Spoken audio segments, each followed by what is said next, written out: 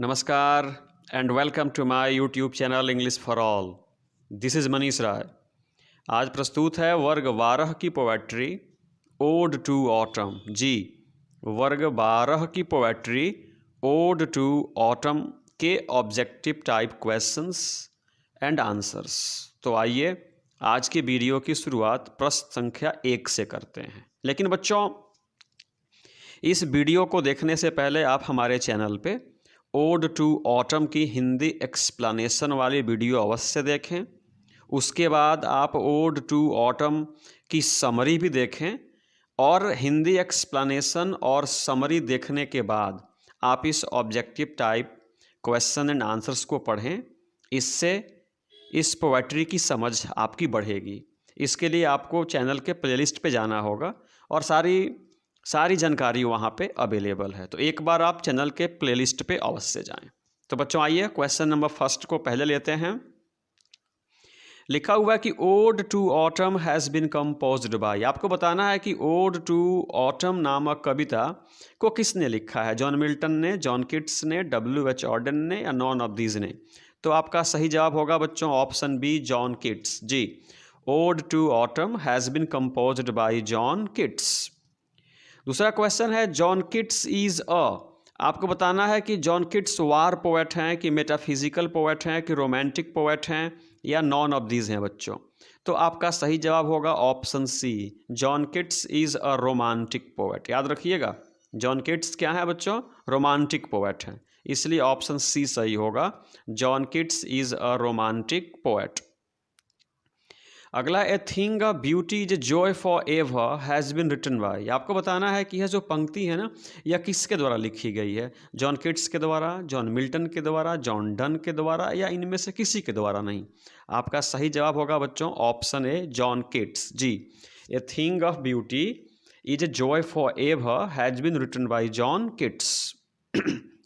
Question number 4 कहता है बच्चों John Keats died at the age of. आपको बताना है कि जॉन किट्स की मृत्यु कितने वर्ष की आयु में हो गई। याद रखिएगा बच्चों ऑप्शन बी, 26। जी, John Keats died at the age of 26, अर्थात जॉन किट्स की मृत्यु सिर्फ 26 साल की अवस्था में हो गई थी। सिर्फ और सिर्फ 26 साल की अवस्था में इनकी मृत्यु हो गई थी। अगला क्वेश्चन है John Keats died of. John Keats की मृत्यु कैसे हुई। फीवर से हुई, कैंसर से हुई, ट्यूबरकुलोसिस से हुई या नॉन ऑफ दिज से। तो बच्चों आपका सही जवाब होगा ट्यूबरकुलोसिस।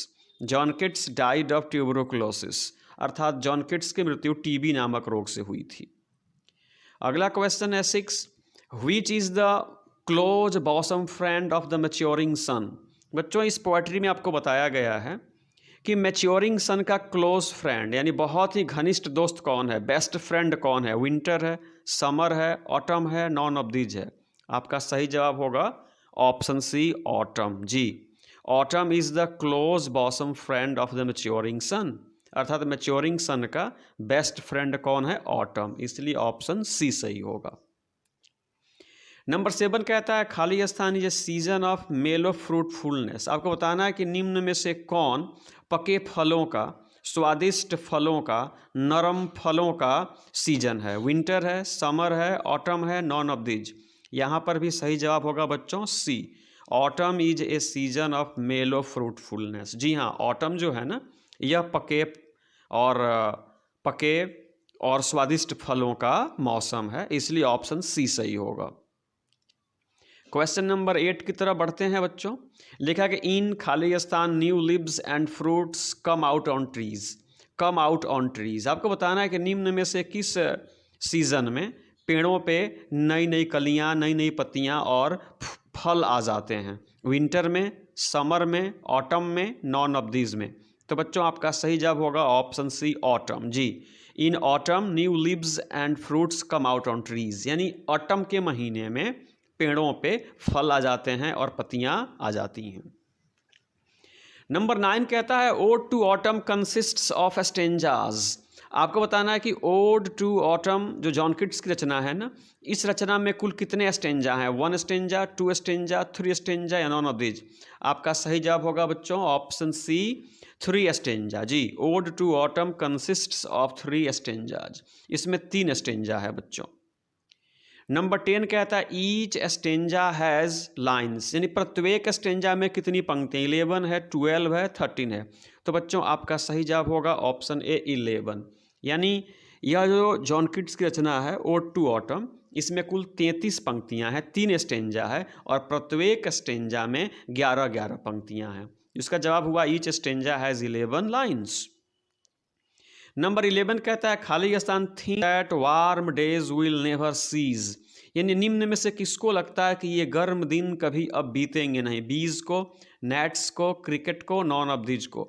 आपका सही जवाब होगा वीज। जी, वीज थिंक, मधुमक्खियों को लगता है that warm days will never cease. अब बच्चों क्वेश्चन नंबर 12 देखते हैं। क्वेश्चन नंबर 12 कहता है खाली स्थान ट्विटर इन द स्काई, निम्न में से कौन आकाश में ट्वीट करता है, चहचहाता है, sparrows, swallows, parrots, none of these. आपका सही जवाब होगा option B swallows. Swallows twitter in the sky. Ji.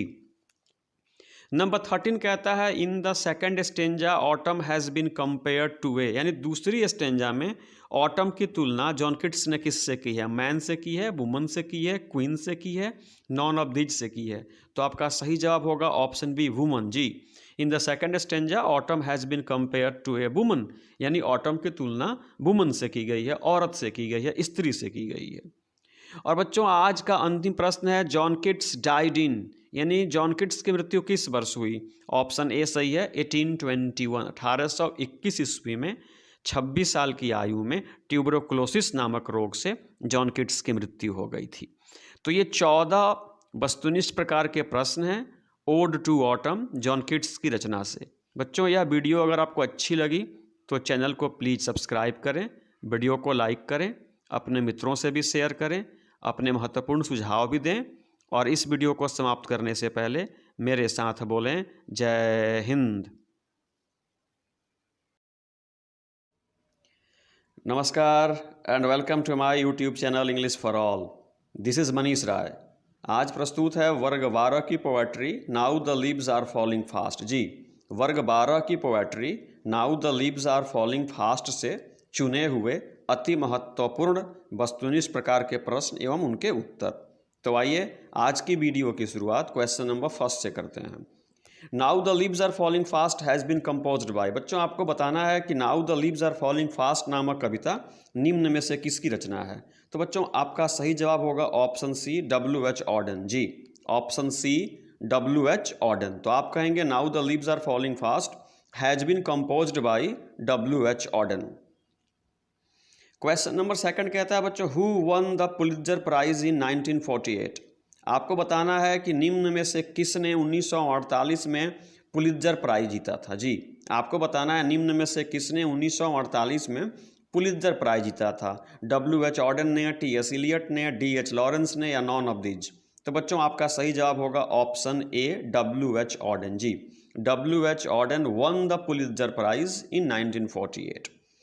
Question 3 कहता है कि W.H. Auden was awarded the Pulitzer prize for his collection. आपको बताना है कि निम्न में से किस कृति के लिए, किस संग्रह के लिए 1948 में W.H. ऑडेन को पुलित्जर प्राइज मिला था। तो बच्चों आपका सही जवाब होगा option B the age of anxiety. जी बच्चों, इसमें सही जवाब होगा option B the age of anxiety. Age of anxiety के लिए 1948 में W.H. ऑडेन को पुलित्जर प्राइज प्राप्त हुआ था। बच्चों अगला क्वेश्चन है कि who left England in 1939 to settle permanently in the United States. आपको बताना है कि निम्न में से किसने 1939 में इंग्लैंड को छोड़ दिया और अमेरिका में जा कर के बस गए। आपको बताना है कि निम्न में से किसने 1939 में इंग्लैंड को छोड़ दिया और अमेरिका में जा कर के बस गए। John Keats, Walt Whitman, W.H. Auden या नॉन ऑफ दीज। तो बच्चों यहाँ पे आपका सही जवाब होगा option number C W.H. Auden. W.H. Auden left England in 1939 to settle permanently in the United States, यानी 1939 में W.H. ऑडेन ने इंग्लैंड को छोड़ दिया और अमेरिका में जा कर के बस गए। क्वेश्चन नंबर 5 कहता है कि whose poetry is divided into the British and American phases. बच्चों आपको बताना है कि निम्न में से किस कवि की कविता जो है ना 2 फेज़ों में, 2 कालों में बटी हुई है, एक ब्रिटिश फेज और एक अमेरिकन फेज। तो ये स्पष्ट है बच्चों, आपका जवाब होगा W.H. ऑडेन, क्योंकि 1939 तक की इनकी जो कविताएं थी ना वह ब्रिटिश फेज की मानी जाती है और 1939 के बाद वाली जो कविताएं हैं वो अमेरिकन फेज की मानी जाती है। इसलिए यहाँ पे सही जवाब होगा ऑप्शन सी W.H. ऑडेन। बच्चों अगला प्रश्न है, क्वेश्चन नंबर 6 कहता है कि now the leaves are falling fast shows the frustration inherent in. बच्चों फ्रस्ट्रेशन का मतलब होता है निराशा और इनहेरेंट का मतलब होता है निहित। आपको बताना है कि यह जो कविता जिसका नाम है now the leaves are falling fast, ये फ्रस्ट्रेशन दिखाती है, ये निराशा दिखाते हैं। इनहेरेंट जो निहित है किस में, ह्यूमन लाइफ में, सोशल लाइफ में, वर्ल्ड लाइफ में, या नॉन ऑफ दिस। तो बच्चों इस पोएट्री के हिसाब से आपका सही जवाब होगा ऑप्शन ए ह्यूमन लाइफ। यानी now the leaves are falling fast shows the frustration inherent in human life, यानी मानव जीवन में अंतर्निहित निराशा को यह कविता दिखाती है। इसलिए ऑप्शन ए सही होगा ह्यूमन लाइफ। अगला है बच्चों the leaves are falling slow good fast. तो यह स्पष्ट है, now the leaves are falling fast, option B सही जवाब होगा, now the leaves are falling fast. Number 8 कहता है कि द प्रैम्स गो खाली स्थान on, running on, rolling on, smiling on, none of this. तो बच्चों यहाँ पे सही जवाब होगा option B rolling on, the prams go rolling on. और अगला क्वेश्चन है question number 9, the prams go rolling on suggests the interest of life, discontinuity of life, continuity of life, या नॉन ऑफ दिस। आपको बताना है बच्चों कि the prams go rolling on, यानी जो प्रैम्स है ना ये चलते रहते हैं, यानी जीवन की जो गाड़ी है ना ये चलती रहती है। तो इससे क्या पता चलता है, तो यहाँ पे सही जवाब होगा बच्चों option number C continuity of life. यानी प्रैम्स गो रोलिंग ऑन, यानी उस चरपहिए गाड़ी के चलने का मतलब हुआ कि जीवन की गाड़ी भी चलती रहती है। यानी किसी की भले मौत हो जाए, किसी की मृत्यु हो जाए, लेकिन जीवन कभी थमता नहीं है, यह जीवन रूपी गाड़ी चलती रहती है। इसलिए कहेंगे बच्चों the prams go rolling on suggests the continuity of life. Number 10 कहता है has become dumb to see the leafless trees. आपको बताना है कि निम्न में से कौन सी पक्षी लीफलेस ट्रीज को देख करके डम हो गई है, गूंगी हो गई है, मूक हो गई है। तो ऑप्शन बी सही जवाब होगा बच्चों नाइटिंगेल। जी, nightingale has become dumb to see the leafless trees, यानी बिन पत्तियों वाले पेड़ को देख करके नाइटिंगेल जो है ना, बुलबुल जो हो गई है ना, अब तराने नहीं गाती, खामोश हो गई है। नंबर 11 है बच्चों who are scolded for food. आपको बताना है कि निम्न में से कौन भोजन के लिए डांट खाता है, animals, lions, trolls, none of these. तो बच्चों आपका सही जवाब होगा ऑप्शन सी ट्रॉल्स। जी, आपका सही जवाब होगा option C trolls. Trolls are scolded for food. अगला क्वेश्चन है बच्चों द ट्रैवलर्स आर, यानी now the leaves are falling fast में ट्रैवलर्स किसको कहा गया है, एनिमल्स को कहा गया है, एंजल्स को कहा गया है, ह्यूमन बींग्स को कहा गया है, या नॉन ऑफ दीज। तो बच्चों आपका सही जवाब होगा option C human beings. The travellers are human beings, यानी उसमें यात्री मानव को कहा गया है, हम इंसानों को कहा गया है। क्वेश्चन 13 कहता है कि trolls are wicked and ugly creatures. जो ट्रोल्स है ना ये एक दुष्ट और ये कुरूप किस्म के प्राणी हैं। तो यह इंडियन मैथोलॉजी में है, पर्शियन मैथोलॉजी में है, या ये स्कैंडिनेवियन मैथोलॉजी में है। तो बच्चों आपका सही जवाब होगा option C trolls are wicked and ugly creatures in Scandinavian mythology, यानी स्कैंडिनेवियन पौराणिक कथाओं में ट्रोल्स की चर्चा है जो विक्ड और अगली क्रिएचर्स हैं। क्वेश्चन नंबर 14 कहता है बच्चों व्हिस्परिंग नेबर्स मीन। बच्चों कह रहे हैं व्हिस्परिंग नेबर्स का अर्थ क्या हुआ, agent of death, agent of king, agent of an agency, या नॉन ऑफ दिज। तो बच्चों यहाँ पे आपका सही जवाब होगा agent of death. Whispering neighbours का अर्थ हुआ यमदूत, एजेंट्स कहिए या मैसेंजर्स ऑफ डेथ कहिए। तो यहाँ पे ऑप्शन ए सही होगा, whispering neighbours mean agents of death या messengers of death. Question number 15 कहता है बच्चों कि whispering neighbours left and right pluck us from real delight. Is a line from, आपको बताना है कि व्हिस्परिंग नेबर्स यानी यमदूत जो है ना हमारे चारों तरफ मंडरा रहे हैं और वे इस ताक में हैं कि कब हमारे प्राण को हर लें और हमें जीवन के आनंद से अलग कर दें। यह जो पंक्ति है निम्न में से किस कविता से ली गई है? तो बच्चों आपका सही जवाब होगा option B, now the leaves are falling fast. जी, whispering neighbours left and right pluck us from real delight is a line from now the leaves are falling fast. Number 16 कहता है बच्चों, for W.H. Auden poetry is a serious game, a smooth game, inheriting game या none of these. तो बच्चों यहाँ पे आपका सही जवाब होगा option A, serious game. W.H. Auden के लिए कविता लिखना कोई हल्का फुल्का काम नहीं था, बहुत गंभीर काम था, इसलिए वे कहते हैं for W.H. Auden poetry is a serious game. Question number 17 कहता है बच्चों, who will not come for help now, अब मदद के लिए कौन नहीं आएगा। यहाँ पे कह रहा है कि अब मदद के लिए कौन नहीं आएगा, पोएट नहीं आएगा, नेबर नहीं आएगा, एंजल नहीं आएगा या नॉन ऑफ दीज। तो यहाँ पे सही जवाब होगा ऑप्शन सी, अब एंजल नहीं आएगा, यानी अब फरिश्ते भी हमको बचाने के लिए नहीं आएंगे। तो who will not come for help now, तो जवाब होगा angel will not come for help now, इसलिए ऑप्शन सी सही होगा। और यह है बच्चों अंतिम प्रश्न, इसको 18 होना चाहिए था। कह रहा है कि travellers get relief in the waterfall of the, यानी हम यात्रियों को, हम इंसानों को गेट रिलीफ, अंत में कुछ रिलीफ की प्राप्ति होती है, कुछ हमें सहारा मिलता है, कुछ हमें आराम मिलता है।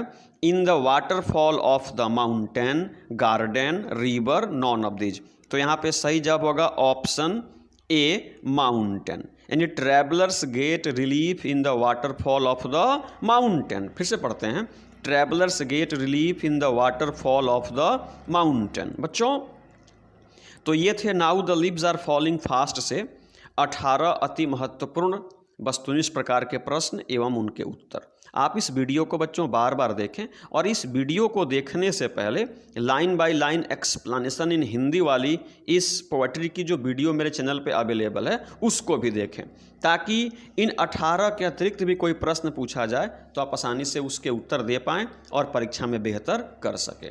बच्चों अगर यह पर्टिकुलर वीडियो आपको पसंद आई हो, अगर आपको लगा हो कि यह वीडियो आपके लिए उपयोगी है, तो प्लीज़ चैनल को सब्सक्राइब करें, वीडियो को लाइक करें, अपने मित्रों से भी शेयर करें, अपने सुझाव भी दें।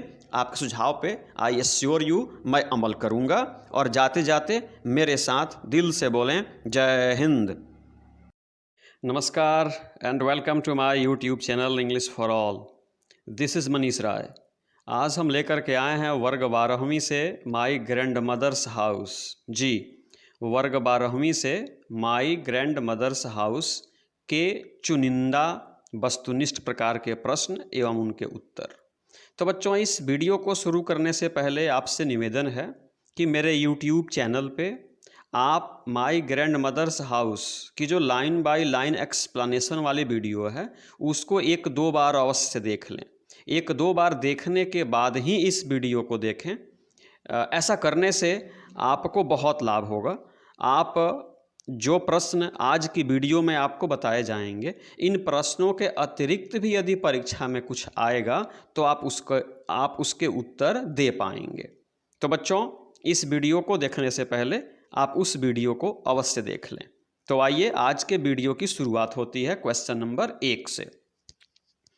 माई grandmother's house has been composed by. बच्चों आपको बताना है कि माई ग्रैंड मदर्स हाउस नामक कविता निम्न में से किसके द्वारा लिखी गई है? के.एन. दारूवाला के द्वारा, D.H. लॉरेंस के द्वारा, C. कमला दास के द्वारा, D. T.S. इलियट के द्वारा। आपका सही जवाब होगा बच्चों Kamala Das. My grandmother's house has been composed by Kamala Das. My grandmother's house नामक कविता कमला दास के द्वारा लिखी गई है। आइए देखते हैं बच्चों प्रश्न नंबर 2। Kamala Das is an American poetess, African poetess, Indian poetess, none of this. तो बच्चों आपको बताना है कि कमला दास अमेरिकन कवि हैं, अफ्रीकन कवयित्री हैं, भारतीय कवयित्री हैं या इनमें से कहीं की नहीं हैं। तो आपका सही जवाब होगा option C, Kamala Das is an Indian poetess. Kamala Das एक भारतीय कवयित्री हैं। तो आप पढ़ेंगे Kamala Das is an Indian poetess. प्रश्न संख्या 3 है, Kamala Das was shortlisted for the खाली स्थान फॉर लिटरेचर। आपको बताना है कि कमला दास को निम्न में से किस पुरस्कार के लिए शॉर्ट लिस्ट किया गया था। नोबेल प्राइज के लिए, पुलित्जर प्राइज के लिए, साहित्य अकादमी के लिए, इनमें से किसी के लिए नहीं। आपका सही जवाब होगा बच्चों ऑप्शन ए, नोबेल प्राइज। जी, Kamala Das was shortlisted for the Nobel prize for literature. बच्चों साहित्य के क्षेत्र में नोबेल पुरस्कार हेतु कमला दास को शॉर्ट लिस्ट किया गया था। यद्यपि कमला दास को यह पुरस्कार प्राप्त नहीं हुआ था, लेकिन आप याद रखेंगे कि कमला दास को साहित्य के नोबेल के लिए शॉर्ट लिस्ट किया गया था। तो इसको पढ़ेंगे, Kamala Das was shortlisted for the Nobel prize for literature. बच्चों इस प्रश्न को घुमा फिरा करके भी आपसे पूछा जा सकता है। आपसे पूछेगा कि कमला दास को नोबेल प्राइज के लिए शॉर्ट लिस्ट किया गया था, तो वह जो नोबेल प्राइज था ना, वह किस क्षेत्र के लिए था? तो आपका जवाब होगा लिटरेचर के क्षेत्र के लिए था। तो यहाँ पे गौर करें, Kamala Das was shortlisted for the Nobel prize for literature, अर्थात कमला दास को साहित्य के क्षेत्र में नोबेल दिए जाने के लिए शॉर्ट लिस्ट किया गया था, लेकिन यह पुरस्कार इनको नहीं प्राप्त हो सका था। नंबर 4 कहता है, कमला दास रिमेंबर्स हर, यानी कमला दास निम्न में से किसको याद करती हैं? हु इज डेड नाउ, जो अब नहीं है, जिनकी अब मृत्यु हो गई है। यानी कमला दास निम्न में से किसको याद करती हैं? ग्रैंड मदर को, ग्रैंड फादर को, अंकल को, आंट को। तो आपका सही जवाब होगा बच्चों option A, grandmother. Kamala Das remembers her grandmother who is dead now. Kamala Das अपनी ग्रैंड मदर को याद करती हैं जो अब दुनिया में नहीं है, इसलिए ऑप्शन ए सही होगा। Kamala Das remembers her grandmother who is dead now. Question number 5 है, Kamala Das has earned a respectable place, यानी कमला दास को एक सम्मानित स्थान प्राप्त है। रेस्पेक्टेबल प्लेस, सम्मानित स्थान। बच्चों कमला दास को एक सम्मानित स्थान प्राप्त है इन बोथ इंग्लिश एंड खाली स्थान लिटरेचर। आपको बताना है कि अंग्रेजी के साथ साथ निम्न में से किस साहित्य में कमला दास को एक सम्मानित स्थान प्राप्त है? तमिल में, मलयालम में, भोजपुरी में, हिंदी में। आपका सही जवाब होगा बच्चों ऑप्शन बी, मलयालम। याद रखिएगा कि कमला दास को अंग्रेजी के साथ साथ मलयालम साहित्य में भी एक रेस्पेक्टेबल प्लेस, एक सम्मानित स्थान प्राप्त है। तो इसको पढ़ेंगे, Kamala Das has earned a respectable place in both English and Malayalam literature. Question number 6 पूछता है बच्चों, who used to live with her grandmother. आपको बताना है कि निम्न में से कौन अपनी ग्रैंड मदर के साथ रहती थी? इंदिरा गांधी रहती थी, सरोजिनी नायडू रहती थी, कमला दास रहती थी, या नॉन ऑफ दिस। तो बच्चों आपके टेक्स्ट बुक में जो कविता है जिसका नाम है द ग्रैंड मदर्स हाउस, उसके हिसाब से कमला दास जो थी ना, कमला दास ये अपनी ग्रैंड मदर के साथ रहती थी। तो यहाँ पे ऑप्शन सी सही जवाब होगा कि who used to live with her grandmother. तो आप कहेंगे Kamala Das used to live with her grandmother. Question number 7 कहता है बच्चों कि who used to shower love on Kamala Das. आपको बताना है कि निम्न में से कौन कमला दास पे प्रेम की वारिश करता था?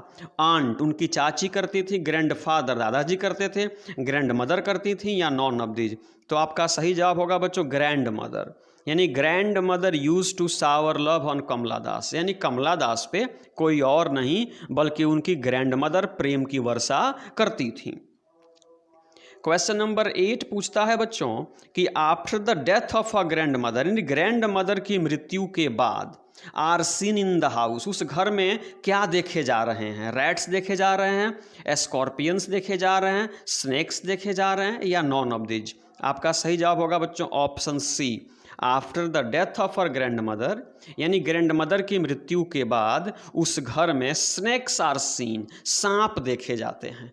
क्या देखे जा रहे हैं बच्चों? सांप। याद रखिएगा कि ग्रैंड मदर की मृत्यु के बाद कमला दास जिस घर में रहती थी ना, उस घर में अब स्नेक्स देखे जाते हैं, सांप देखे जाते हैं। तो इसको पढ़ेंगे, after the death of her grandmother snakes are seen in the house. Number 9 है बच्चों, Kamala Das wished to peep through, यानी कमला दास फिर से झांकना चाहती हैं। विंडो ऑफ द हाउस घर की खिड़की से, डोर ऑफ द हाउस घर के दरवाजे से, back door of the house घर के पिछले दरवाजे से, या इनमें से कहीं से नहीं। तो आपका सही जवाब होगा option A, window. Kamala Das wished to peep through the window of the house, वो घर की खिड़की से फिर से झांकना चाहती हैं, देखना चाहती हैं। नंबर 10 कह रहा है बच्चों, she noticed a behind the door of the bedroom. आपको बताना है कि कमला दास अपने बेडरूम के behind the door of the bedroom, bedroom के दरवाजे के पीछे निम्न में से क्या देखती हैं? स्नेक देखती हैं, कैट देखती हैं, डॉग देखती हैं, रैबिट देखती हैं। आपका सही जवाब होगा option C, dog. She noticed a dog behind the door of the bedroom, वह बेडरूम के डोर के पीछे एक कुत्ते को देखती हैं, इसलिए ऑप्शन सी सही होगा, आप उसको कहेंगे डॉग। नंबर 11 है बच्चों, the poetess in my grandmother's house begs at खाली स्थान डोर्स, यानी माई ग्रैंड मदर्स हाउस में जो पोएटेस हैं, जो कवयित्री हैं, जिनका नाम है कमला दास, वह कहाँ पे प्रेम की भीख मांगती हैं? एनिमीज शत्रु के दरवाजे पर, फ्रेंड्स दोस्त के दरवाजे पर, स्ट्रेंजर्स अपरिचितों अजनबियों के दरवाजे पे, या इनमें से कहीं नहीं। एक बार फिर से ऑप्शन सी सही होगा, the poetess in my grandmother's house begs at strangers doors, अजनबियों अपरिचितों के दरवाजे पे वह प्रेम की मांग करती हैं। नंबर 12 है बच्चों, the house went into silence due to the death of the, यानी वह घर जहाँ पे कमला दास रहती थी, वेंट इन टू साइलेंस, वहाँ पे सन्नाटा छा गया है, वहाँ पे चुप्पी छा गई है, due to the death of the, यानी मैन की किसी पुरुष की मृत्यु से, वुमन किसी औरत की मृत्यु से, गर्ल किसी लड़की की मृत्यु से, या इनमें से किसी की मृत्यु से नहीं। आपको बताना है नंबर 12 में कि जिस घर में कमला दास रहती थी ना, किसकी मृत्यु के बाद वहाँ पे सन्नाटा छा गया है? तो इसका सही जवाब होगा बच्चों ऑप्शन बी, वुमन। चूँकि इनकी जो ग्रैंड मदर थी ना, वह वुमन थी, तो उस वुमन की मृत्यु के बाद, उस स्त्री की मृत्यु के बाद उस घर में सन्नाटा छा गया है, इसलिए ऑप्शन बी सही होगा, the house went into silence due to the death of the woman. Number 13 है बच्चों, there is a house where I once received love is a line from. बच्चों आपको बताना है कि यह पंक्ति निम्न में से किस कविता से ली गई है? There is a house where I once received love, यानी एक घर था जहां कभी मुझे ढेरों प्रेम मिलता था। यह जो पंक्ति है ना, निम्न में से किस कविता से ली गई है? स्नेक से ली गई है, मैकाबिटी से ली गई है, माई ग्रैंड मदर्स हाउस से ली गई है, द सोल्जर से ली गई है। तो आपका सही जवाब होगा बच्चों option C, my grandmother's house. जी, there is a house where I once received love, यह माई ग्रैंड मदर्स हाउस नामक कविता से ली गई है। नंबर 14 कहता है, I who lost my way and beg now at strangers' door is a line from. आपको बताना है कि यह पंक्ति कि I who lost my way and beg now at strangers' door, यानी मैं जो अब रास्ता भूल चुकी हूँ, यानी मैं जिसका रास्ता अब बदल गया है और अब अपने घर नहीं अपरिचितों के घर पे प्रेम ढूंढ रही हूँ, यह जो कविता है, यह जो पंक्ति है ना, किस कविता से ली गई है? एक बार फिर से ऑप्शन सी सही होगा, माई ग्रैंड मदर्स हाउस। तो इसको पढ़ेंगे, I who lost my way and beg now at strangers' door is a line from my grandmother's house. और अंतिम क्वेश्चन है बच्चों कि yes Allah is a volume of verse of. आपको बताना है कि यस अल्लाह, यह जो बच्चों वॉल्यूम ऑफ वर्स है ना, यह किसकी रचना है? कमला दास की है, टी.एस. इलियट की है, जॉन डन की है, जॉन किट्स की है?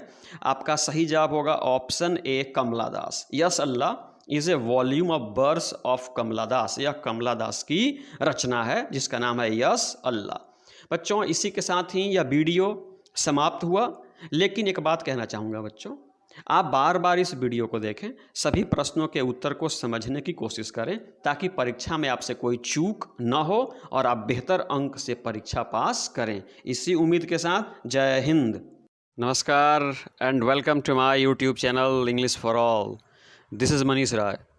आज प्रस्तुत है वर्ग 12 से फायर हीम। जी, वर्ग 12 से फायर हीम से चुनिंदा कुछ अति महत्वपूर्ण वस्तुनिष्ठ प्रकार के प्रश्न एवं उनके उत्तर। तो आइए आज के वीडियो की शुरुआत प्रश्न संख्या 1 से करते हैं। बच्चों कहता है कि fire hymn has been composed by. आपको बताना है कि फायर हीम नामक कविता निम्न में से किसके द्वारा लिखी गई है? Kamala Das, Rupert Brooke, Keki N. Daruwalla, none of these. आपका सही जवाब होगा बच्चों ऑप्शन सी, KKN दारूवाला। जी, fire hymn has been composed by KKN Daruwalla. दूसरा प्रश्न है बच्चों, KKN Daruwalla is an American poet, Indo Anglian poet, African poet, none of these. यहाँ पे आपका सही जवाब होगा option B, Indo Anglian poet. बच्चों टाइपिंग में कुछ एरर हो जाती है, आप उस एरर को इग्नोर करेंगे। जैसे यहाँ पे एंग्लियन की स्पेलिंग में एरर हुई है, प्लीज़ इसको आप इग्नोर करेंगे। KKN Daruwalla is an Indo Anglian poet, इसलिए ऑप्शन बी सही है। तीसरा है बच्चों, KKN दारूवाला इज़ अ खाली स्थान बाय रिलीजन। बड़ा महत्वपूर्ण प्रश्न है बच्चों, आपको बताना है KKN दारूवाला निम्न में से किस धर्म समुदाय से हैं? हिंदू हैं, मुस्लिम हैं, पारसी हैं, इनमें से कोई नहीं है। आपका सही जवाब होगा ऑप्शन सी, पारसी। जी, KKN Daruwalla is a Parsi by religion. वे धर्म से पारसी हैं, हिंदू नहीं हैं, मुस्लिम भी नहीं है, वे पारसी हैं। तो यहाँ पे ऑप्शन सी सही है, KKN Daruwalla is Parsi by religion. Option 4 है बच्चों, खाली स्थान is the recipient of Sahitya Akademi award. आपको बताना है कि निम्न में से किसको 1984 में, जी निम्न में से किसको 1984 में साहित्य अकेडमी अवार्ड मिला था? KKN दारूवाला को, TS इलियट को, कमला दास को, इनमें से किसी भी नहीं को। Option A, KKN Daruwalla. जी, KKN Daruwalla is the recipient of Sahitya Akademi award. 1984 में KKN दारूवाला को साहित्य अकेडमी अवार्ड प्राप्त हुआ था। नंबर 5 है बच्चों, KKN Daruwalla had been in police service, foreign service, postal service, none of this. आपको बताना है कि KKN दारूवाला निम्न में से किस सेवा में थे? पुलिस सेवा में थे, वो विदेश सेवा में थे, डाक सेवा में थे, इनमें से कोई नहीं। तो आपका ऑप्शन सही होगा ए। जी, KKN Daruwalla had been in police service, वे पुलिस सेवा में थे, इसलिए ऑप्शन ए सही होगा, KKN Daruwalla had been in police service. Question number 6 कहता है the speaker in the poem fire hymn belongs to. आपको बताना है कि बच्चों KKN दारूवाला जो फायर हिम नामक कविता के कवि हैं ना, ये बताना है किस रिलीजन से वो बिलोंग करते हैं। वो जोरास्ट्रियन हैं, इस्लाम हैं, हिंदू हैं, इनमें से कोई नहीं। आपका सही जवाब होगा ऑप्शन ए, वे बच्चों जोरास्ट्रियन हैं। जी, वे जोरास्ट्रियन समुदाय से हैं, इसलिए ऑप्शन ए सही होगा। अगला क्वेश्चन है the poet in the poem fire hymn describe से। ये जो कविता है ना फायर हिम, इस कविता में KKN दारूवाला निम्न में से किसका वर्णन करते हैं? टेम्पल का, मस्क का, बर्निंग घाट का, या किसी का नहीं? आपका सही जवाब होगा ऑप्शन सी, बर्निंग घाट। जी, the poet in the poem fire hymn describes burning ghat. बच्चों ये घाट का चित्रण करते हैं जहाँ पे डेड बॉडी को जलाया जाता है। तो न ये मंदिर का वर्णन करते हैं, न ये मस्जिद का वर्णन करते हैं, बल्कि ये एक बर्निंग घाट का, एक कब्रिस्तान का वर्णन करते हैं जहाँ पे मृतकों के शरीर को आग के हवाले किया जाता है। नंबर 8 क्वेश्चन कहता है कि the sight of burning becomes frightening. यानी जब मृतकों को जलाया जाता है, जब मृत शरीर को जलाया जाता है ना, तो कवि कहते हैं कि द साइट ऑफ बर्निंग, वह जो दृश्य होता है ना, जब एक मृत शरीर को जलाया जाता है तो वह दृश्य फ्राइटेनिंग बन जाता है, डरावना बन जाता है। कब? इन द डे, दिन में, एट नाइट, रात में, एट नून, दोपहर में, इनमें से कोई नहीं। यहाँ पे ऑप्शन बी सही होगा, एट नाइट। जी, वह जो दृश्य है ना वो रात के समय में डरावना बन जाता है, इसलिए ऑप्शन बी सही होगा, the sight of burning becomes frightening at night. Question number 9 कहता है कि द पोएट वाज स्ट्रॉलिंग। बच्चों कवि KKN दारूवाला जो थे ना, वे स्ट्रॉल कर रहे थे, घूम रहे थे, किसके साथ? बच्चों at dawn past river bank and ghat, वो नदी के किनारे और घाट पे ये टहल रहे थे, स्ट्रॉल कर रहे थे, घूम रहे थे ना, किसके साथ? अपने बेटे के साथ, अपने पिता के साथ, अपने दोस्त के साथ, या किसी के साथ नहीं।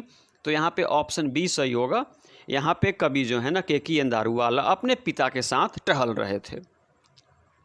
नंबर 10 है कि who strolling while strolling the poet सा द रेड हॉट। यानी व्हाइल स्ट्रॉलिंग यानी घूमते हुए, टहलते हुए, विचरण करते हुए कवि ने लाल रंग के गर्म चीज़ को देखा। वो क्या था? फेस, लाल रंग का गर्म चेहरा, फ्लावर्स या एम्बर्स।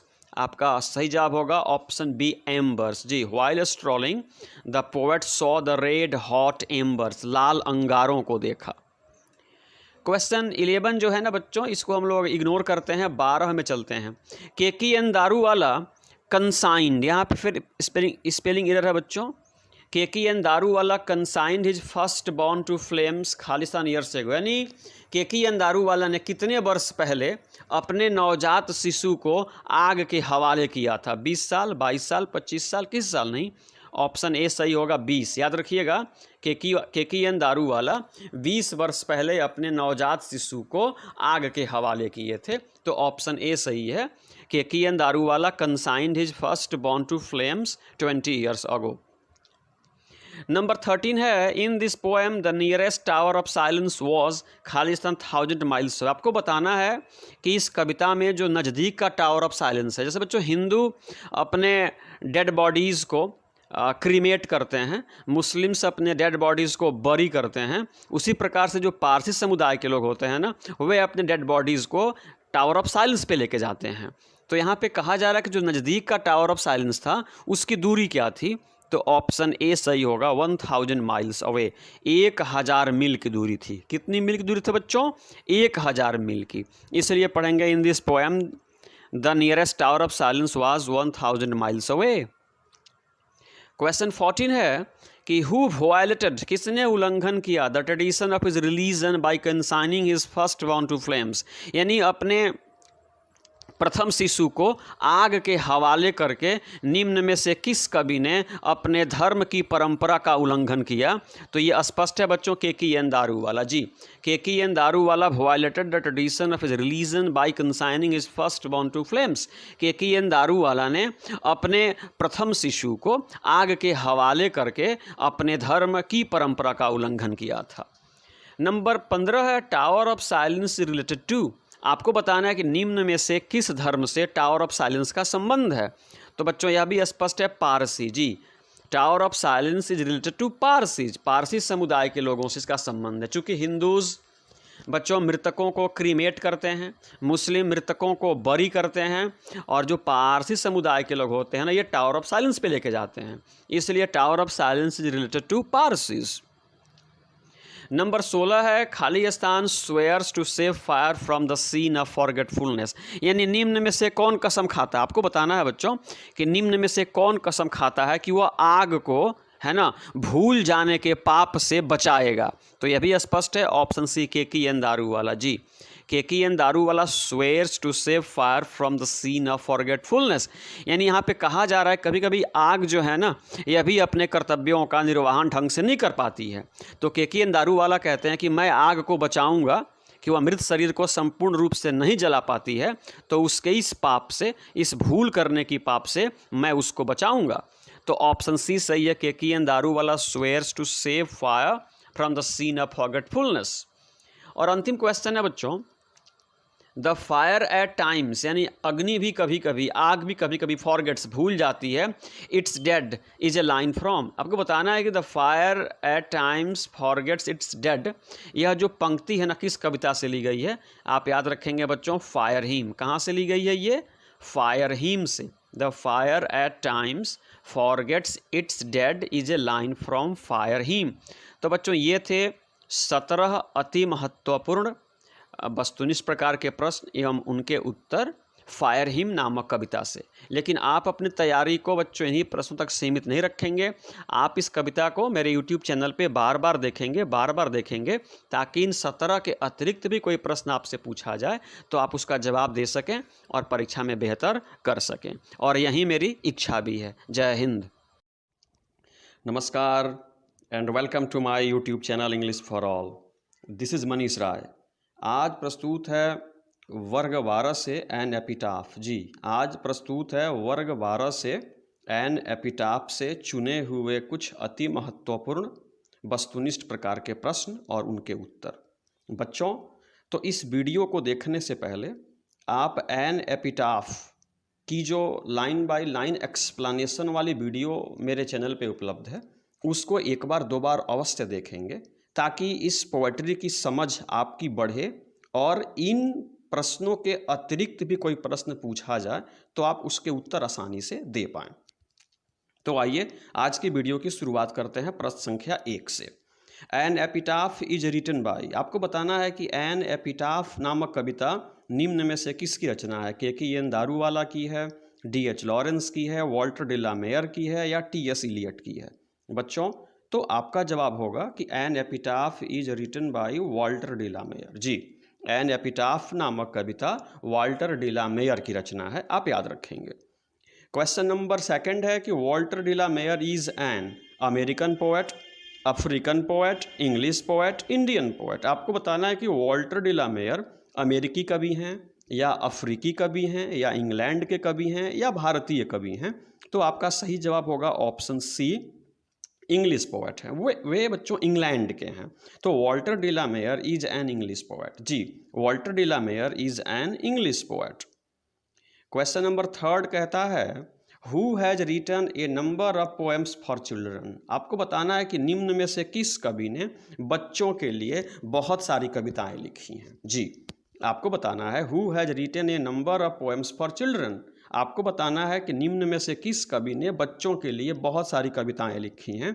तो बच्चों आपका सही जवाब होगा option A, Walter de la Mare. जी, वॉल्टर डिला मेयर को चिल्ड्रंस पोएट भी कहते हैं, याद रखिएगा, वॉल्टर डिला मेयर को चिल्ड्रंस पोएट भी कहते हैं। तो यहाँ पे सही जवाब होगा कि Walter de la Mare has written a number of poems for children. Walter de la Mare ने बच्चों के लिए बहुत सारी कविताएं लिखी हैं। क्वेश्चन नंबर 4 कहता है कि his poetry makes us aware, यानी वॉल्टर डिला मेयर की जो कविता है ना, makes us aware of the inhuman condition, अमानवीय स्थिति ऑफ मॉडर्न, आधुनिक। यानी वॉल्टर डिला मेयर की जो कविताएं होती हैं ना, वे हमें अवेयर करती हैं, वे हमें सजग करती हैं इनह्यूमन कंडीशन, अमानवीय स्थिति ऑफ मॉडर्न लाइफ, आधुनिक जीवन की अमानवीय स्थिति के बारे में, या मॉडर्न स्कूल, आधुनिक विद्यालय की अमानवीय स्थिति के बारे में, या मॉडर्न हॉस्टल, आधुनिक छात्रावास की अमानवीय स्थिति के बारे में, या मॉडर्न एजुकेशन, या आधुनिक शिक्षा की अमानवीय स्थिति के बारे में हमें सजग करती हैं। तो बच्चों आपका सही जवाब होगा ऑप्शन ए, लाइफ। जी, his poetry makes us aware of the inhuman condition of modern life, अर्थात वॉल्टर डिला मेयर की कविताएं हमें आधुनिक जीवन की अमानवीय स्थिति के प्रति सजग करती हैं। क्वेश्चन नंबर 5 कहता है कि who was honoured with the Order of Merit in 1953। यहाँ पे 4 कवियों का नाम लिखा गया है।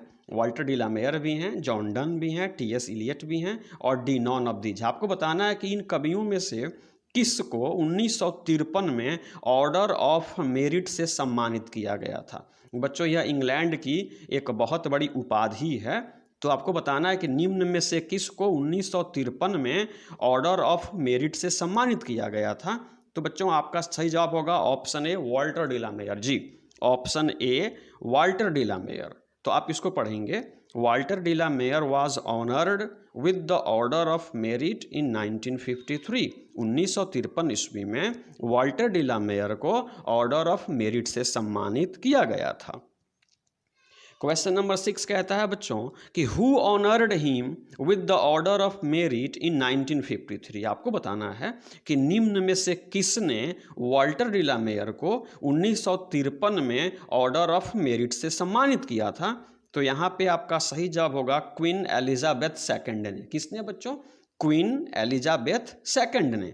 तो इसको पढ़ेंगे कि Queen Elizabeth second honoured Walter de la Mare with the Order of Merit in 1953।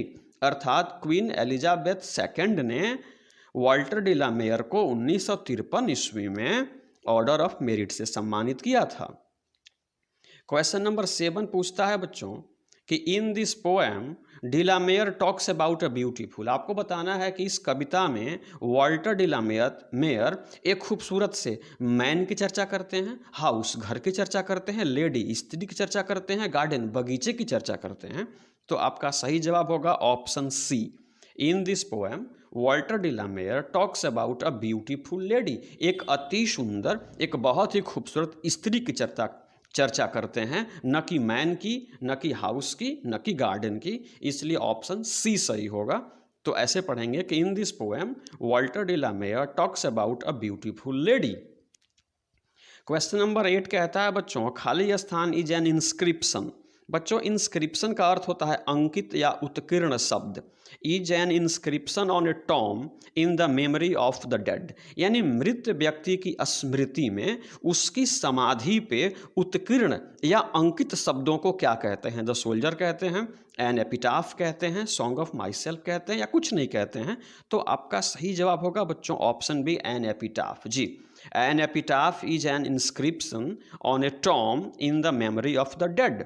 बच्चों एन एपिटाफ का अर्थ ही होता है समाधि लेख, यानी मृत व्यक्ति की स्मृति में उसकी समाधि पे लिखे गए लेख, लिखे गए शब्दों को एपिटाफ कहते हैं। तो ऑप्शन बी सही जवाब होगा। An epitaph is an inscription on a tomb in the memory of the dead. Question number 9 कहता है कि who was light of a step and heart. आपको बताना है कि निम्न में से कौन light of a step and heart थी, यानी कौन विदाउट कमिटमेंट यानी बिना वचनबद्धता वाली, मतलब निम्न में से कौन थी, या निम्न में से कौन स्वच्छंद विचार वाली थी? एन ओल्ड लेडी, एक बूढ़ी महिला, ए ब्यूटीफुल लेडी, एक खूबसूरत महिला, एन अगली लेडी, एक कुरूप महिला, या नॉन ऑफ दीज। आपका सही जवाब होगा option B, a beautiful lady. जी, a beautiful lady was light of a step and heart. एक खूबसूरत सी महिला जो थी वह स्वच्छंद विचार वाली थी, वह बिना वचनबद्धता वाली औरत थी, वाल्टर डिलामेयर के अनुसार।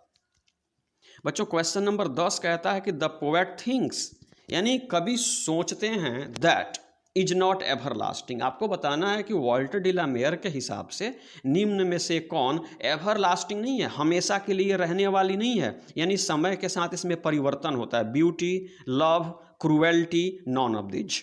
तो बच्चों वाल्टर डिलामेयर के हिसाब से यहाँ पे option A beauty. The poet thinks that beauty is not ever lasting, यानी वाल्टर डिलामेयर के हिसाब से जो ब्यूटी है ना, जो सुंदरता है, जो सौंदर्य है ना, ये अस्थाई चीज़ नहीं है, ये अस्थाई चीज़ है, समय के साथ इसमें भी ह्रास होता है, इसलिए ऑप्शन ए सही होगा। तो आप पढ़ेंगे the poet thinks that beauty is not everlasting. Number 11 है she was the most beautiful lady of the country. East country, west country, north country या साउथ कंट्री, यानी वाल्टर डिलामेयर के हिसाब से जिस स्त्री की वे चर्चा करते हैं ना, वह स्त्री ईस्ट कंट्री की सबसे ब्यूटीफुल लेडी थी, या वेस्ट की थी, या नॉर्थ की थी, या साउथ की थी।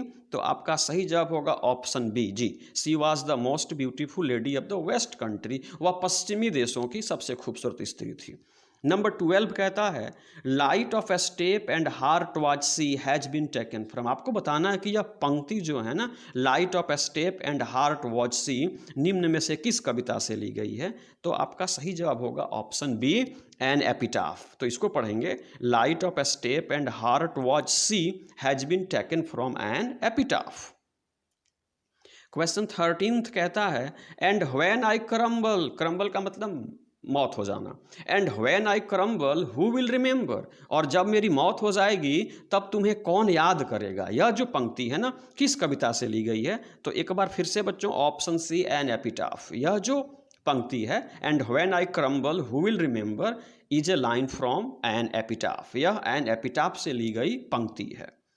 क्वेश्चन 14 कहता है कि Walter de la Mare lost his father at the age of. बच्चों आपको बताना है कि वाल्टर डिलामेयर अपने पिता को खो दिए, यानी इनकी पिता की मृत्यु हो गई। उस समय वाल्टर डिलामेयर की आयु क्या थी, यानी कितने वर्ष की आयु में वाल्टर डिलामेयर ने अपने पिता को खो दिया? तो ऑप्शन बी सही होगा, 4 वर्ष की आयु में। कितने वर्ष की आयु में बच्चों? 4 वर्ष की आयु में वाल्टर डिलामेयर ने अपने पिता को खो दिया। नंबर 15 है बच्चों after the death of his father, यानी अपने पिता की मृत्यु के बाद ही moved with his family to, यानी पिता की मृत्यु के बाद वाल्टर डिलामेयर अपने परिवार के साथ कहाँ चले गए? तो ऑप्शन ए सही जवाब होगा, लंदन चले गए। कहाँ चले गए बच्चों? लंदन। तो after the death of his father he moved with his family to London, यानी अपने पिता की मृत्यु के बाद वाल्टर डिलामेयर अपने परिवार के साथ लंदन चले गए। और अंतिम बच्चों क्वेश्चन है who has composed songs for children and Peacock Pie. आपको बताना है कि निम्न में से किनकी रचना है song for children and Peacock Pie. तो एक बार फिर से बच्चों ऑप्शन सी सही जवाब होगा, वाल्टर डिलामेयर। जी, Walter de la Mare has composed song for children and Peacock Pie.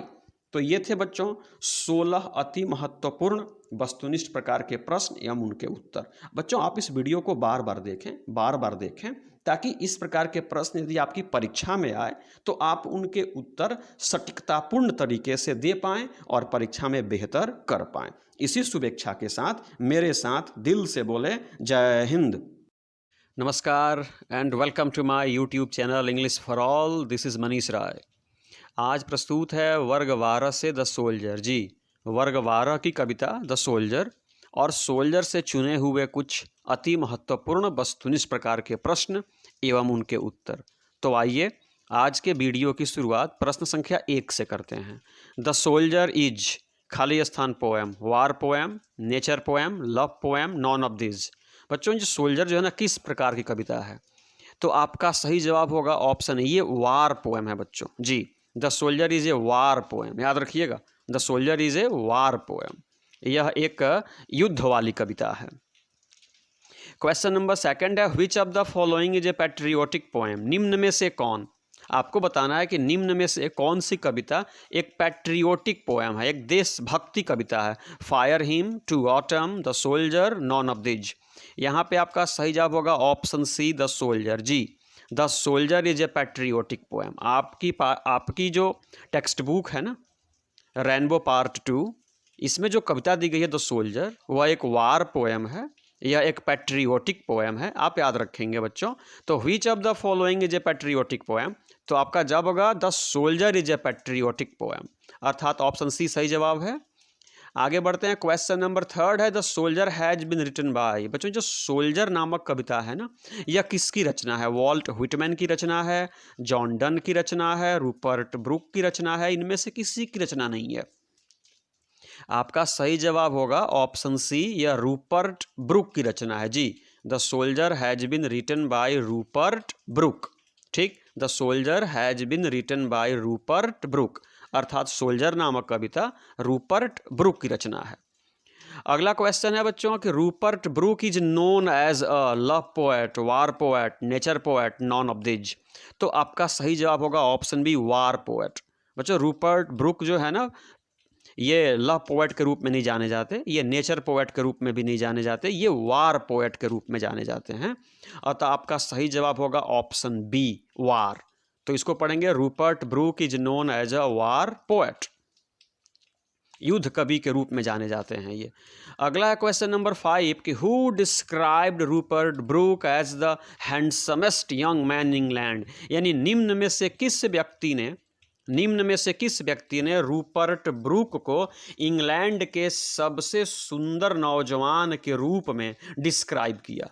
आपको बताना है कि निम्न में से किसने रूपर्ट ब्रूक को इंग्लैंड के सबसे सुंदर नौजवान के रूप में वर्णित किया। डब्ल्यू बेट्स ने, जॉन किट्स ने, जॉन मिल्टन ने, इनमें से किसी ने नहीं। आपका जवाब होगा option A, W B Yeats ने। किसने बच्चों? डब्ल्यू बी इट्स ने। तो आप पढ़ेंगे कि W B Yeats described Rupert Brooke as the handsomest young man in England. मतलब डब्ल्यू बी इट्स ने रूपर्ट ब्रूक को इंग्लैंड के सबसे सुंदर नौजवान के रूप में वर्णित किया था।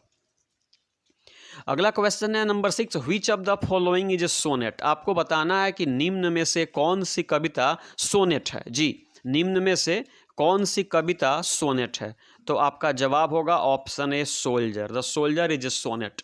यह जो आपकी पाठ्य पुस्तक है जिसका नाम है रेनबो पार्ट 2, इसकी कविता द सोल्जर जो है ना, ये सोनेट है। क्या है बच्चों? सोनेट है। आइए सोनेट के बारे में आगे जानते हैं। नंबर 7 कहता है कि ए सोनेट कंटेन्स, इसका अर्थ होता है कि एक सोनेट में होती है लाइंस, कितनी पंक्तियां होती हैं? 13, 14, 15 या कोई नहीं। आपका सही जवाब होगा ऑप्शन बी, 14। जी, ए सोनेट कंटेन्स 14 लाइन्स। एक सोनेट में 14 पंक्तियां होती हैं। आप अवश्य याद रखेंगे, एक सोनेट में 14 पंक्तियां होती हैं बच्चों, और इन पंक्तियों को 2 हिस्सों में बांटते हैं, समझिएगा। द फर्स्ट खाली स्थान लाइन्स आर कॉल्ड ऑक्टेव। ये जो 14 पंक्तियों की कविता होती है ना, जिसको सोनेट कहते हैं, उनमें से प्रथम कितनी पंक्तियों को ऑक्टेव कहते हैं? याद रखिएगा, 8। The first 8 lines are called octave, यानी प्रथम 8 पंक्तियों को ऑक्टेव कहते हैं। क्या कहते हैं बच्चों? ऑक्टेव। आप याद रखेंगे, यहाँ पे बच्चों स्पेलिंग एरर हुआ है, स्पेलिंग में मिस्टेक हुआ है। आप छोटी छोटी स्पेलिंग मिस्टेक को बच्चों आप इग्नोर कर देंगे तो आप याद रखेंगे कि जो प्रथम 8 पंक्तियां होती हैं ना उनको ऑक्टेव कहते हैं जी। The first 8 lines are called octave. Number 9 है द लास्ट खाली स्थान लाइन्स आर कॉल्ड सेस्टेट, और अंतिम कितनी पंक्तियों को सेस्टेट कहते हैं? तो आपका सही जवाब होगा ऑप्शन ए 6 जी। अंतिम 6 पंक्तियों को सेस्टेट कहते हैं। मैं एक बार फिर से बताना चाहूँगा बच्चों कि 14 पंक्तियों वाली कविता को सोनेट कहते हैं। तो उन 14 पंक्तियों में से प्रथम 8 पंक्तियों को ऑक्टेव और दूसरी 6 पंक्तियों को सेस्टेट कहते हैं। क्वेश्चन नंबर 10 कहता है कि the speaker of the poem the soldier is a doctor teacher soldier none of this, यानी आपसे पूछा जा रहा है कि यह आपकी टेक्स्ट बुक में जो कविता है द सोल्जर, उसके जो स्पीकर हैं ना वो डॉक्टर हैं, टीचर हैं या सोल्जर है? तो आपका जवाब होगा ऑप्शन सी सोल्जर। क्या है बच्चों? सोल्जर हैं। The speaker of the poem the soldier is a soldier. अगला क्वेश्चन है the soldier is never afraid of, यानी सैनिक कभी नहीं डरता किससे? लायन से, स्नेक से, डेथ से, नॉन ऑफ दिज से। बच्चों यहाँ पे असली जवाब तो नॉन ऑफ दिज ही होना चाहिए, क्योंकि सैनिक शेर से भी नहीं डरता, स्नेक सांप से भी नहीं डरता, डेथ मौत से भी नहीं डरता, यानी जो मौत से नहीं डरता वो भला लायन और स्नेक से क्या डरेगा? तो आपका सही जवाब यहाँ पे नॉन ऑफ दिज होना चाहिए, लेकिन टेक्स्ट बुक के हिसाब से आप इसे सी मानेंगे, death. The soldier is never afraid of death, यानी एक सैनिक मौत से कभी डरता नहीं है, इसलिए ऑप्शन सी सही होगा। The soldier is never afraid of death. Question number 12 कहता है खाली स्थान इज इनएविटेबल, निम्न में से कौन मतलब अपरिहार्य है, जिससे बचा नहीं जा सकता? Love, birth, death, none of these. आपका सही जवाब होगा बच्चों option C death. Death is inevitable, यानी मौत से बचा नहीं जा सकता। नॉन कैन एस्केप डेथ, मृत्यु से कोई नहीं बच सकता, वेदर इट इज यू और मी, चाहे आप हो या मैं, नॉन कैन एस्केप डेथ, मौत से कोई बच नहीं सकता, इसलिए ऑप्शन सी सही होगा, डेथ इज इनएविटेबल। बच्चों नंबर 13 कह रहा है कि रूपर्ट ब्रूक प्रेजेस, यानी रूपर्ट ब्रूक जो द सोल्जर नामक कविता के कवि हैं ना, वह किसकी प्रशंसा करते हैं? जर्मनी की, फ्रांस की, इंग्लैंड की, किसी की नहीं। आपका सही जवाब होगा बच्चों ऑप्शन सी इंग्लैंड जी। वे इंग्लैंड की प्रशंसा करते हैं, चूंकि इंग्लैंड की मिट्टी में ही वो जन्म लिए हैं, वे इंग्लैंड के लिए ही लड़ाई लड़े हैं, इसलिए वे इंग्लैंड अपने मातृभूमि की प्रशंसा करते हैं। तो आप कहेंगे रूपर्ट ब्रूक प्रेजेस इंग्लैंड जी। क्वेश्चन नंबर 14 है कि Rupert Brooke expresses his indebtedness to, यानी रूपर्ट ब्रूक निम्न में से किसके प्रति इंडेप्टनेस अपनी एक्सप्रेस करते हैं, यानी वो कह रहे हैं कि निम्न में से आपको ये बताना है कि रूपर्ट ब्रूक जो है ना निम्न में से किस देश के प्रति ऋणी हैं? इंग्लैंड के प्रति, फ्रांस के प्रति, जर्मनी के प्रति, या किसी के प्रति नहीं।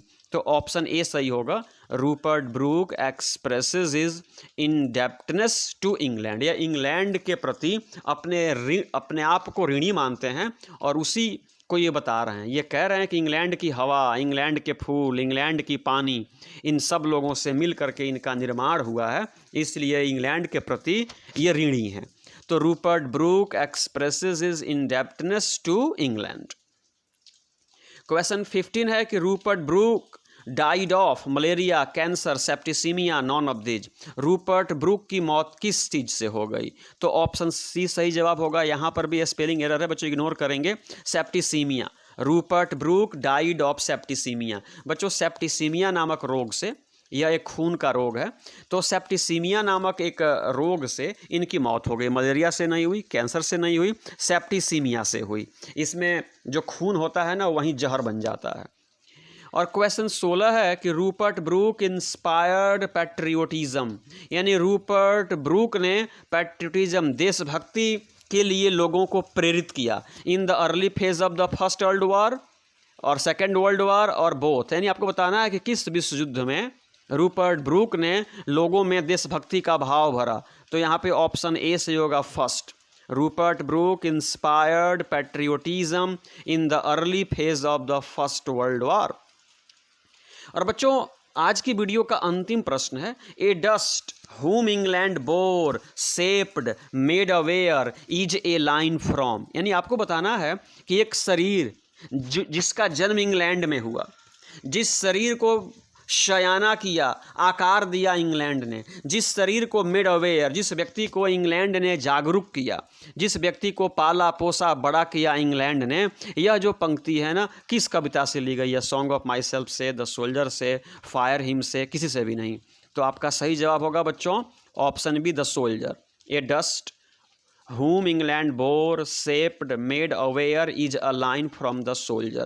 यानी यह पंक्ति जहाँ ये कहा गया है कि मेरा शरीर जो है ना, इस शरीर का जन्म इंग्लैंड में हुआ, इंग्लैंड की मिट्टी हवा पानी से ही यह बड़ा हुआ और इंग्लैंड में ही यह समझदार बना, जागरूक बना। यह जो पंक्ति है ना, द सोल्जर नामक पैट्रियोटिक कहिए या वार पोयम कहिए, रूपर्ट ब्रूक की रचना कहिए, से ली गई है।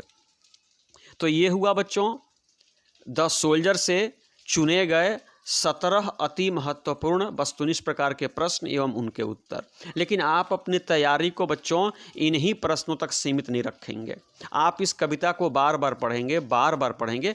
वो मेरे चैनल पे ये अपलोड है, उसको आप बार बार देखें, समझें, ताकि इन 17 के अतिरिक्त भी कुछ पूछा जाए तो आप उसका जवाब दे सकें और परीक्षा में बेहतरीन अंक प्राप्त कर सकें। और यहीं मैं भी आपसे उम्मीद लगाए बैठा हूं।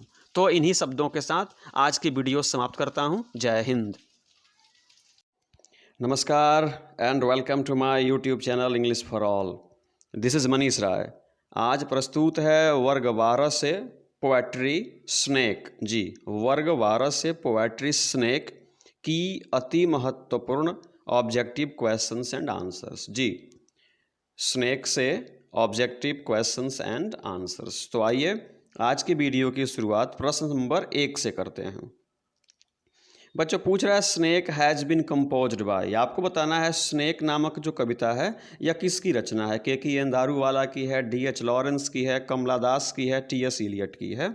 तो आपका सही जवाब होगा ऑप्शन बी, D.H. लॉरेंस। जी, snake has been composed by D.H. Lawrence, अर्थात स्नेक नामक कविता D.H. लॉरेंस की रचना है। दूसरा क्वेश्चन है खाली स्थान came to the poet's water trough to drink water. आपको बताना है कि निम्न में से कौन सा जीव पोएट के वाटर ट्रॉफ के पास पानी पीने के लिए आया था? तो ये आपको स्पष्ट है बच्चों, यहाँ पे ऑप्शन ए होगा snake. Snake came to the poet's water trough to drink water, यानी पोएट्स के वाटर ट्रॉफ के पास पानी पीने के लिए एक सांप आया था, इसलिए ऑप्शन ए सही होगा। क्वेश्चन नंबर 3 कहता है कि the snake came to the water trough on a cold day, on a hot day, on a rainy day या नॉन ऑफ दीज। आपको बताना है बच्चों क्वेश्चन नंबर 3 में कि सांप पोएट के वाटर ट्रॉफ के पास पानी पीने के लिए आया था, तो वह कोल्ड डे था, हॉट डे था, रेनी डे था या नॉन ऑफ दीज था? तो बच्चों आपका सही जवाब होगा हॉट डे, ऑप्शन बी। यानी उस दिन बहुत गर्मी थी, जिस दिन सांप पोएट के वाटर ट्रॉफ के पास आया था उस दिन बहुत गर्मी थी, तो ऑप्शन बी सही होगा। The snake came to the water trough on a hot day. जी, ऑप्शन बी सही होगा, हॉट डे। क्वेश्चन नंबर 4 कहता है द पोएट वाज वेयरिंग खाली स्थान when he saw the snake. जब कवि ने सांप को देखा तब कवि पहन रखे थे? Option A coat, option B pyjama, option C lungi, option D none of these. तो बच्चों यहाँ पे आपका सही जवाब होगा ऑप्शन बी पायजामा। यहाँ पे स्पेलिंग एरर है बच्चों। The poet was wearing pyjama when he saw the snake, यानी जब कवि ने सांप को देखा तब वे गर्मी के कारण पाजामा पहन रखे थे, इसलिए ऑप्शन बी सही होगा। The poet was wearing a pyjama when he saw the snake. Question number 5 कहता है बच्चों द पोएट कंसिडर्स हिमसेल्फ, यानी कवि जो है ना अपने आप को मानते हैं, फर्स्ट कमर मानते हैं, सेकंड कमर मानते हैं, थर्ड कमर मानते हैं, फोर्थ कमर मानते हैं। यहाँ पे कहने का मतलब हुआ कि वाटर ट्रॉफ के पास पानी पीने के लिए पहले सांप आया था और उसके बाद कवि आए थे, इसलिए कवि अपने आप को सेकंड कमर मानते हैं, इसलिए ऑप्शन बी सही होगा। The poet considers himself a second comer, याद रखिएगा, the poet considers himself a second comer. Question 6 कहता है द पोएट केम डाउन, यानी कवि पानी पीने के लिए नीचे उतरे हुए थे, with A jug in his hand, with a bucket in his hand, with a pitcher in his hand, या नॉन ऑफ दीज। तो आपका सही जवाब होगा बच्चों ऑप्शन सी, पीचर, यानी अपने हाथों में एक घड़ा लेकर के आए हुए थे। तो इसको पढ़ेंगे the poet came down with a pitcher in his hand, अर्थात कवि सीढ़ियों से अपने हाथ में घड़ा ले करके उतरे हुए थे। तो आपका सही जवाब होगा ऑप्शन सी, पीचर। पीचर का अर्थ होता है घड़ा। The poet came down with A pitcher in his hand. Number 6 पूछता है बच्चों, the snake looked at the poet, यानी सांप ने कवि को देखा। बच्चों कैसे देखा आपको बताना है, वेगली, सैडली, हैप्पीली, या नॉन ऑफ दीज। बड़ा महत्वपूर्ण आंसर है ये, ऑप्शन ए सही होगा। The snake looked at the poet vaguely, कैसे देखा, वेगली देखा। The snake looked at the poet vaguely. Question number 8 है बच्चों, the colour of the snake was, बड़ा महत्वपूर्ण प्रश्न है, आपको बताना है कि उस सांप का रंग क्या था, yellow brown, yellow black, brown, या नॉन ऑफ दीज। आपका सही जवाब होगा ऑप्शन ए, येलो ब्राउन। वह जो सांप था ना, वह हल्के पीले रंग का था, वह भूरा था लेकिन पीला सा था। तो इसको कहेंगे the colour of the snake was yellow brown. क्या था, येलो ब्राउन। क्वेश्चन नंबर 9 कहता है एटना। बच्चों एटना एक वॉल्केनो है, तो ये कहाँ पे इरप्ट हुआ था, रोम में, एथेंस में, सिसिली में, नॉन ऑफ दीज। आपका सही जवाब होगा सिसिली। क्या होगा, Sicily. Etna is in Sicily, जी Etna is in Sicily, option C सही जवाब है। क्वेश्चन नंबर 10 कहता है a tree has been mentioned in the poem snake. बच्चों आपकी पाठ्य पुस्तक में D.H. लॉरेंस के द्वारा रचित जो कविता जिसका नाम है स्नेक, उस कविता में एक पेड़ की चर्चा हुई है, वह पीपल का है या नीम का है या कैरब ट्री है। तो आपका सही जवाब होगा बच्चों ऑप्शन सी, कैरब ट्री। यानी स्नेक नामक कविता में कैरब ट्री नामक पेड़ की चर्चा है। बच्चों कैरब ट्री एक साउथर्न यूरोपियन ट्री है जिसमें डार्क ब्राउन फ्रूट्स ग्रो होते हैं। तो यहाँ पे कहेंगे a carob tree has been mentioned in the poem snake. Snake नामक कविता में पीपल के पेड़ की नहीं, नीम के पेड़ की नहीं, बल्कि कैरब ट्री की चर्चा है। क्वेश्चन नंबर 11 कहता है the voice of my education said to me he must be killed is a line from. आपको बताना है कि यह जो पंक्ति है the voice of my education said to me he must be killed, यह किस कविता से ली गई पंक्ति है। स्पष्ट है बच्चों, option A snake. The voice of my education said to me he must be killed is a line from snake. यह जो पंक्ति है यह स्नेक नामक कविता से ली गई है। 12 कह रहा है कि the poet picked up a to kill the snake, यानी सांप को मारने के लिए कवि ने क्या उठा लिया, एक्स कुल्हाड़ी उठा ली, बी लॉग डंडा उठा लिया, सी स्पीयर भाला उठा लिया, या कुछ नहीं उठाया। तो आपका सही जवाब होगा option B, the poet picked up a log to kill the snake. सांप को मारने के लिए पोएट ने लकड़ी का एक लट्ठा उठा लिया। क्वेश्चन नंबर 13 है कि खाली स्थान black snakes are believe to be innocent, यानी कहाँ पे काले सांपों को निर्दोष माना जाता है, यानी उनको विषैला नहीं माना जाता है। आपको बताना है कहाँ पे जो ब्लैक स्नेक्स होते हैं, जो काले रंग के सांप होते हैं, उनको विषैला नहीं माना जाता। तो ऑप्शन बी सही होगा बच्चों, सिसिली। कहाँ होगा बच्चों, सिसिली में। सिसिली में ब्लैक स्नेक्स को, काले सांपों को विषैला नहीं माना जाता है, इसलिए उनको निर्दोष माना जाता है। क्वेश्चन नंबर 14 कहता है in Sicily the snakes are believe to be venomous. Venomous का मतलब विषैला, जहरीला, खतरनाक। आपको बताना है कि सिसिली में किस रंग के सांप को विषैला, जहरीला और खतरनाक माना जाता है।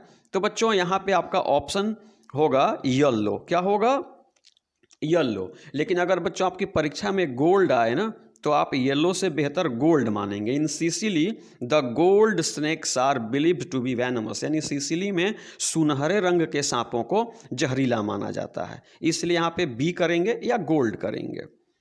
ऑप्शन 15 कहता है बच्चों the poet compares the snake. यहाँ पे बताना है कि कवि जो है ना वे सांप की तुलना करते हैं। The poet compares the snake, कवि सांप की तुलना करते हैं to a bird named albatross, यानी अल्बाट्रॉस नाम के एक पक्षी से कवि सांप की तुलना करते हैं। आपको बताना है कि जो अल्बाट्रॉस नाम की चिड़िया है ना, यह रिवर में रहती है, पॉन्ड में रहती है, या सी में रहती है, या लेक में रहती है। ऑप्शन सी सही होगा, सी में। बच्चों वो सी में रहती है, याद रखिएगा वो सी बर्ड है, लार्ज व्हाइट सी बर्ड है। कौन? एल्बाट्रॉस। तो यहाँ पे हम कहेंगे कि the poet compares the snake to a sea bird named albatross, यानी एल्बाट्रॉस नाम की जो पक्षी है वो सी में रहती है, इसलिए ऑप्शन सी सही होगा। क्वेश्चन नंबर 16 है the snake seemed like a in exile, यानी कवि को सांप लगता था। कैसा लगा बच्चों? क्वीन इन एक्साइल, एक रानी की तरह जिसका वनवास हो गया है, जिसको राज्य से निकाल दिया गया, एक फकीर की तरह जिसको राज्य से निकाल दिया गया, या एक किंग की तरह जिसको राज्य से निकाल दिया गया है। तो ऑप्शन सी सही होगा। The snake seemed like a king in exile, यानी सांप जो था ना उस राजा की तरह प्रतीत हो रहा था जिसको राज्य से निकाल दिया गया, जिसका वनवास हो गया है। क्वेश्चन नंबर 17 कहता है बच्चों the snake met the poet near his water well, water bucket, water trough या वाटर पॉन्ड। आपको बताना है कि सांप जो था ना, सांप और कवि की मुलाकात हुई कहाँ पे? वाटर वेल के पास, वाटर बकेट के पास, वाटर ट्रॉफ के पास या वाटर पॉन्ड के पास। तो बच्चों आपका सही जवाब होगा ऑप्शन सी, वाटर ट्रॉफ के पास। सांप और कवि की मुलाकात वाटर ट्रॉफ के पास हुई, इसलिए ऑप्शन सी सही होगा। क्वेश्चन नंबर 18 कहता है कि he lifted his head from his drinking as cattle do is a line from. आपको बताना कि सांप पानी पीने के दौरान अपने सर को ऊपर किया, जैसे जैसे मवेशी भी पानी पीने के दौरान करते हैं। तो ये पंक्ति कहाँ से ली गई है? स्पष्ट है बच्चों, स्नेक से। कहाँ से ली गई है? स्नेक से। तो he lifted his head from his drinking as cattle do is a line from snake, यह जो पंक्ति है यह स्नेक नामक कविता से ली गई है। क्वेश्चन नंबर 19 कहता है कि हु ग्रू अप, यानी कौन सयाना हुआ, कौन बड़ा हुआ, एमिड द स्ट्राइफ, यानी लड़ाई झगड़ों के बीच, बिटवीन हिज जेंटिल, जेंटिल का मतलब सभ्य और सुशील, एंड एजुकेटेड, शिक्षित मदर, यानी पढ़ी लिखी सभ्य और सुशील माँ, and his coarse miner father. बच्चों कोर्स का मतलब होता है असिस्ट, माइनर का मतलब होता है खान में काम करने वाला मजदूर। यानी निम्न में से कौन, निम्न में से कौन सुशील और पढ़ी लिखी माँ और असभ्य और मजदूर में खान करने वाले पिता के बीच लड़ाई के दौरान ही पला और बढ़ा? तो यहाँ पे ऑप्शन बी सही होगा बच्चों, डी.एच. लॉरेंस। जी, D H. Lawrence grew up amid the strife between his gentle and educated mother and his coarse miner father. अर्थात डी.एच. लॉरेंस जो थे ना, ये अपने मम्मी और पापा के बीच की लड़ाई को देखते देखते ही ये सयाना हुए थे। तो ये 19 अति महत्वपूर्ण वस्तुनिष्ठ प्रकार के प्रश्न एवं उनके उत्तर स्नेक नामक पोएट्री से। लेकिन बच्चों इस वीडियो को देखने से पहले आप मेरे चैनल पे स्नेक की जो line by line explanation in Hindi वाली वीडियो है उसको अवश्य देखेंगे, ताकि इन 19 के अतिरिक्त भी कुछ पूछा जाए तो आप उन प्रश्नों के भी उत्तर दे पाएँ और परीक्षा में अच्छे अंक ला पाएँ। बच्चों अगर यह वीडियो आपको अच्छी लगी तो चैनल को प्लीज़ सब्सक्राइब करें, वीडियो को लाइक करें, अपने मित्रों से भी शेयर करें, आप अपने सुझाव भी दें ताकि फर्दर इम्प्रूवमेंट के लिए मैं काम कर सकूं। तो इसी के साथ ही यह वीडियो समाप्त हुई। जय हिंद।